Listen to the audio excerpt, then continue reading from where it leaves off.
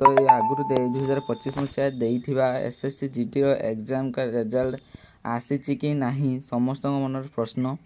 किंतु आज चलते देखा सतरे आसीची कि नहीं ना केबे आसीबो किस करबा एई वीडियो माध्यम रे मु आपन मानकु देखेबी। प्रथम जे गूगल को गूगल जाई सर्च करिया एसएससी गवर्नमेंट इन लिंक ऊपर क्लिक करले एसएससी लिंक फ्रंट लिंकटा आसीबो से लिंक ऊपर क्लिक करबा। क्लिक कर साला परे एरम गोटे होम पेज आपण आगु को चली आसीबो। ताले ई ऊपर थिबा तीनटा गार ऊपर क्लिक करबा ताले लॉगिंग और स्टूडेंट रजिस्ट्रेशन लॉगिंग करबा। एठी रजिस्ट्रेशन नंबर आ पासवर्ड मागिची आपण मानक पाखर जे अप्लाई कला बेले गोटे रजिस्ट्रेशन नंबर आ गोटे पासवर्ड देथिबे सेही पासवर्ड और रजिस्ट्रेशन नंबर पकेवा मो पाखर अछि मु रखि से परी पके देली। पके दे साला परे ए कैप्चर टी को हम एठी लिखिबा। कैप्चर किस अछि 2W capital X capital T small K login मारिबा। बर्तन पे होम पेज टी आपन का आगर देखा दउथुओ मेडा जनकर देखुची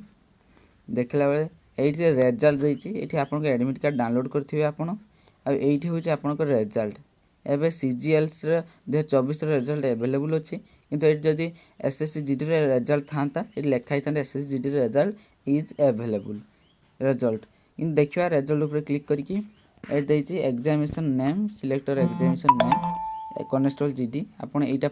परीक्षा देइछन जीडी एसएसएफ सब देइछंती तापर क्लिक कर साले के ईयर जदी आपण माने एई वर्ष परीक्षा देइछंती ताने एठी 2025 ऑप्शन आस्थांता जदी रिजल्ट बाहरी डिक्लेरेशन हे सारी थांता ताने 2025 100 करि थांता किंतु एठी 2025 100 करि नै किंतु केते रंग मन 2024 रे जाउथुबो सर सही नै 2024 ऊपर क्लिक करिवा व्यू रिजल्ट मारिवा ए छुआडा 2025 रा एडमिट कार्ड डाउनलोड हेची तेनु एठी मार्क नॉट अवेलेबल देखे दउची 2025 आस्थांता एठी 2025 100 करि थांता ताहाने आमे ए बर्तन पे रिजल्ट बाहर नै रिजल्ट बाहरी नै एठी आपनकर शो करिवो आपण माने भी निज निज रिजल्ट निज मोबाइल ने चेक करि पारिबे। धन्यवाद देखिथिबारु वीडियो टी संपूर्ण भाबरे।